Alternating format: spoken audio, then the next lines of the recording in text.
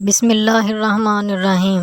ناظرین و سامعین، آج ہم جس ہستی کا ذکر کرنے جا رہے ہیں وہ بھی کفار میں شامل تھے، لیکن انہوں نے بعد میں اسلام قبول کر لیا اور مسلمانوں کی ڈھال بن گئے۔ مسلمانوں کو ان سے بہت سہارا ملا اور پھر یہ ہمارے پیارے نبی حضرت محمد صلی اللہ علیہ وآلہ وسلم کے پیارے اور لاڈلے صحابی بن گئے۔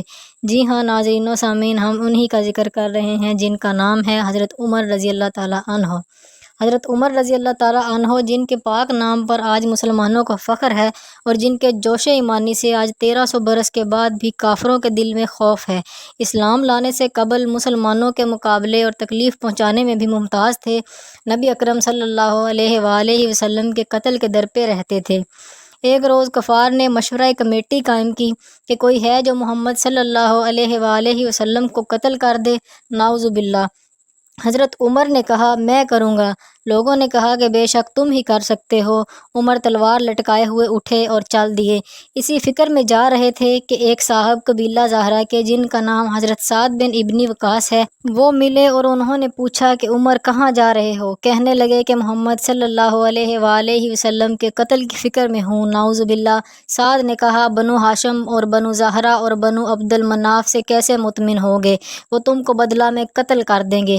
اس جواب پر بگڑ گئے اور کہنے لگے کہ معلوم ہوتا ہے کہ تو بھی بے دین یعنی مسلمان ہو گیا ہے، لا پہلے تم ہی کو نمٹا دوں۔ یہ کہہ کر تلوار سونپ لی اور حضرت سعد نے بھی یہ کہہ کر کہ ہاں میں مسلمان ہو گیا ہوں تلوار سنبھالی۔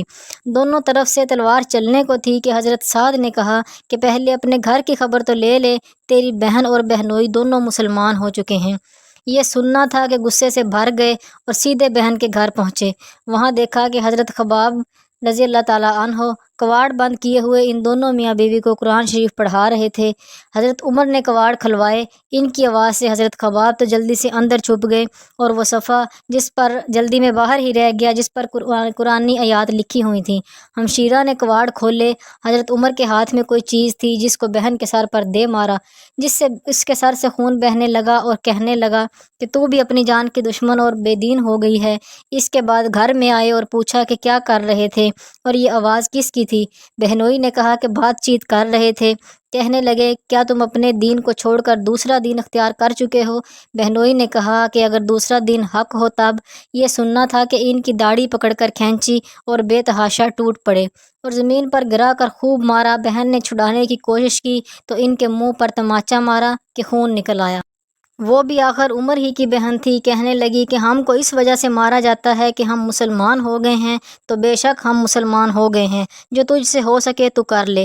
اس کے بعد حضرت عمر رضی اللہ تعالیٰ عنہ کی نگاہ اس صفحہ پر پڑی جو جلدی میں باہر رہ گیا تھا اور غصے اور جوش میں مار پیٹ سے کم ہو گیا تھا اور بہن کے اس طرح خون میں بھر جانے سے شرم بھی آ رہی تھی۔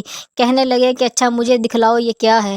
بہن نے کہا کہ تو ناپاک ہے اور اس کو ناپاک ہاتھ نہیں لگا سکتا۔ ہر چند اصرار کیا مگر وہ بے وضو اور غسل کے بغیر دینے کو تیار نہ ہوئی۔ حضرت عمر نے غسل کیا اور اس کو لے کر پڑھا۔ اس میں سورۃ طٰہٰ لکھی ہوئی تھی۔ اس کو پڑھنا شروع کیا اور انی انا سے لے کر الصلاۃ یذکری تک پڑھا تھا کہ حالت ہی بدلنے لگی۔ کہنے لگے کہ اچھا مجھے بھی محمد صلی اللہ علیہ وآلہ وسلم کی خدمت میں لے چلو۔ یہ الفاظ سن کر حضرت خباب اندر سے نکلے اور کہا اے عمر تمہیں خوشخبری دیتا ہوں کہ کل شب میں حضور اقدس صلی اللہ علیہ وآلہ وسلم نے دعا مانگی تھی کہ یا اللہ عمر اور ابو جہل میں جو تجھے زیادہ پسند ہو اس سے اسلام کو قوت عطا فرما۔ یہ دونوں قوت میں مشہور تھے۔